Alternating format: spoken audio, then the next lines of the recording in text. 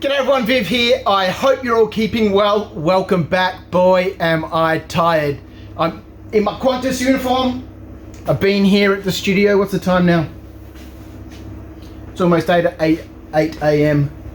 I've been here since 3:30. I work a night shift now at Qantas between 7 p.m. and 3 a.m.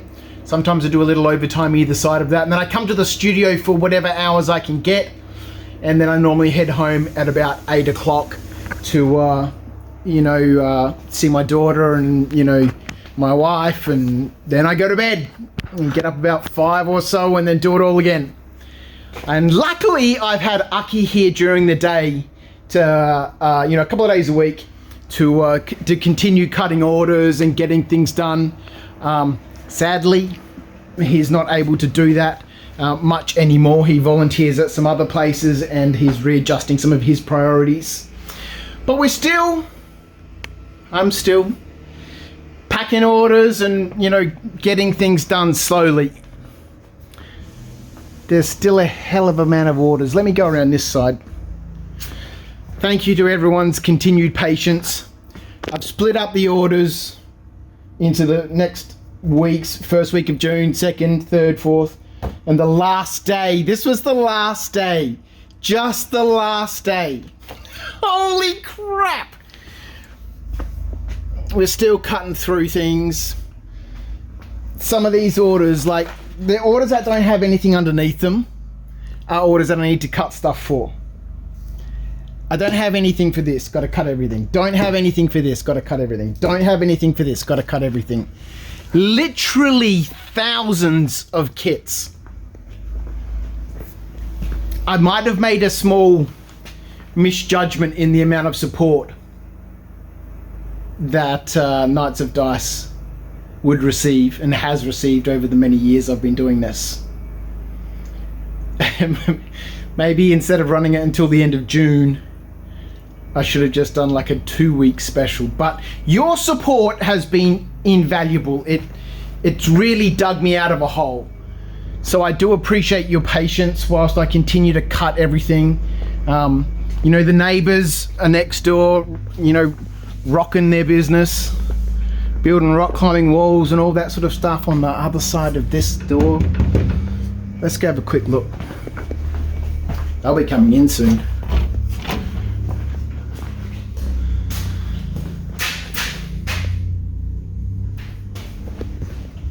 All the painting I did down here, oh holy crap, all the floors, but they've just been spray painting and stuff everywhere. This is the stuff, this is a rock climbing wall. It's sort of, this is the base of it here, that's the top of it. It'll go stand up like that. But they build all sorts of stuff for, those sort of leisure parks, bounce parks, trampoline parks. They've got those ninja courses and rock climbing walls, and they build all that sort of stuff next door, and they needed more space. So those guys are there doing their thing. Now, we got a proper ramble this time. Things are not without their challenges here. There just always seems to be something going on. Can you see this error? E2. The shrink wrappers stopped working. It's Friday. I can continue cutting kits, which I've been doing this morning, but can't wrap anything. And technician guys coming on Monday morning, first thing, 7 a.m.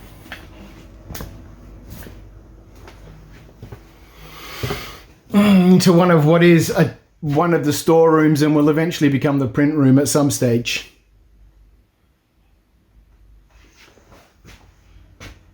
There's a hole in the wall! Since the neighbours moved in 2 months or so ago or whatever, this room, which is the casting room, has been inaccessible. It's been like a hidden room here in the warehouse. And inaccessible. Until I managed to get some time yesterday and this morning, I was going to say last night, but this morning, to put this hole in the wall. so I can put a doorway. But as you can see, there's bloody cables everywhere. Cables all through the door. All this Cat 5 can come out. I don't really care about this. But I measured up my door frame and I miscut it. So now I've got a patch in between that stud and where I cut the wall here, the plaster. This one I got perfect. There'll be a door jamb that goes in here and then a lip around here. That would be nice. But now this side I've got to fill, right? This tiny little bit of plasterboard here. The Cat 5 I can cut and remove. I don't really need that, you know. And if I need to, I can repatch all of this. You know, I've done lots of that with my software business. Measure the door frame, the height. And of course, there has to be a random cable coming out of this stud and going up here. Then there's another random cable that comes down here. And it's just, you know, it's 30 centimeters too low.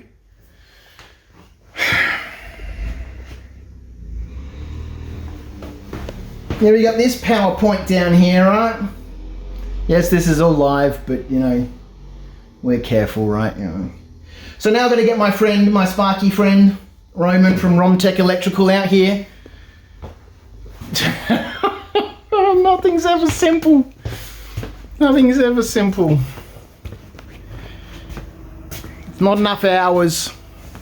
I'm actually sleeping a lot more. Let's get this up. I'm actually sleeping and eating a lot better than I have for a long time. Like I was saying, and thank you to those people who are still watching this ramble. We're only at 7 minutes. That's not bad for a Viv ramble. My shifts at Qantas start at 7, so I need to leave home sort of around 6 or 6:15 while I fight in the peak hour traffic to get to the airport. I work at Qantas Freight, so it's at Melbourne Airport, Tullamarine. So I need to fight through all that traffic. So I leave about 6:10 or so, which means I need to get up at 5:30 or so to get myself ready and actually pack a lunchbox.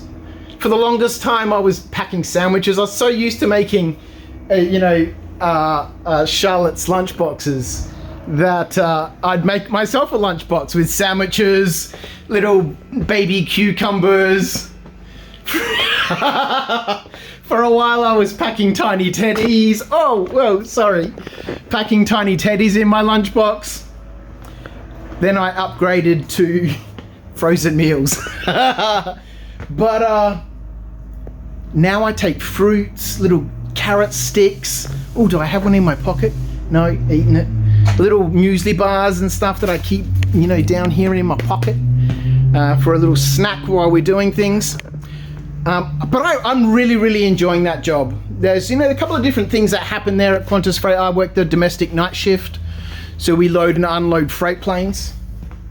Bear with me as I wander around in the never-ending quest for my vaporizer, which is in my pocket.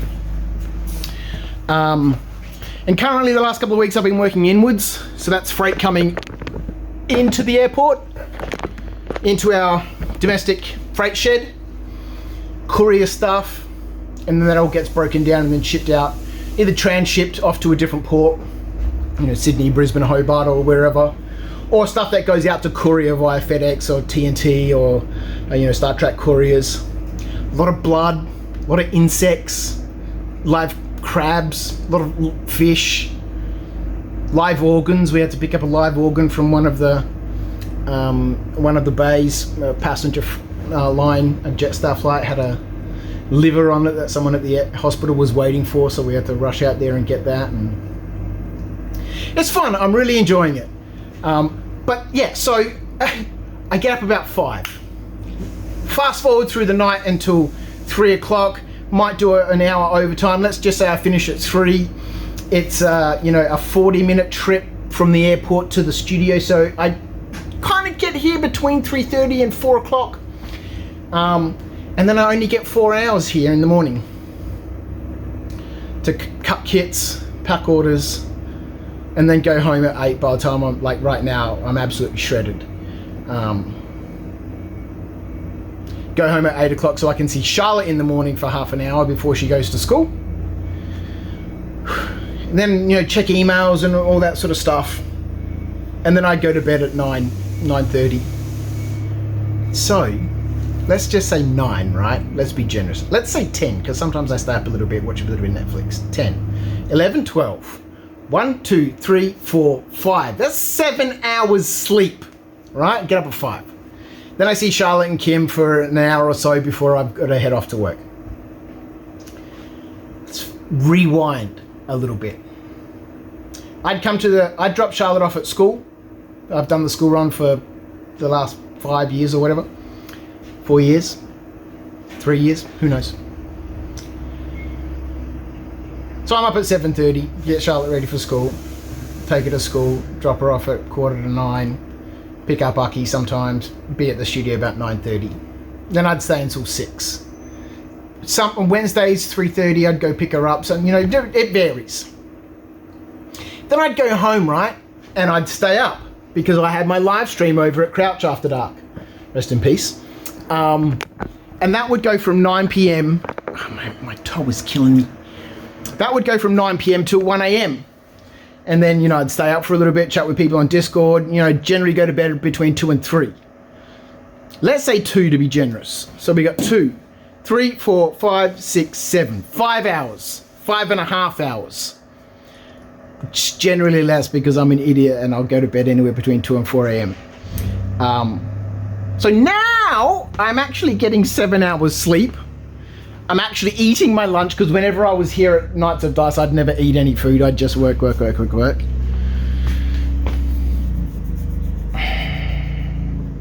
So I'm actually getting more sleep working 1.5 jobs or, you know, I don't know. Who really cares? I'm cutting your orders. Thank you for your patience. Oh yeah, I don't have it yet. It's on its way. I bought Baron's War from Footsore Miniatures, you know, game by Andy Hodday and miniatures by Paul Hicks. I don't know why I'm coming over to my computer because you can just look it up online, the Baron's War. I've been wanting to get it for ages, and it's the first hobby purchase for over a year. I don't know, you know, I have zero time for any hobby stuff at the moment. Obviously, I've got to wrap up.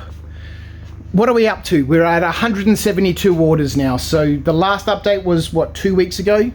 And we were at 200 orders. So I've done 30 in the last 2 weeks. That's a representation of how long it's taking to get stuff done. If you're waiting on an order, I can't tell you when it's going to be because so many of these orders are just 2 pages, 3-page orders. Some of them are small, you know, kind of like this one here. It's just a couple of kits, 3 kits. You know, this is a fairly standard size order, you know, 5 or 6, 7 kits. And then, you know, 2-page order, 2-page order, 2-page order. This one is a 4-page order. There's a couple of 5-page orders in here going out to Italy or somewhere like that. So I don't know how long it's going to take. We're 13 minutes. God damn it. This is a proper ramble. I'm out of here. I'm going to go home, see my family. Thank you so much for your patience while I bust my ass at Qantas. My boss told me that I'm doing an excellent job and I'm an example of the type of people that they want to have working there. I don't know if I'm allowed to talk about Qantas on YouTube. I better stop. Thank you so much. I hope you're all keeping well. My toe is killing me. Reach out if you've got any questions, but fear not. I am cutting your orders. It is just taking time. I can't wait to get back in this room because Trent from Miscast wants to do some stuff again. Whoa!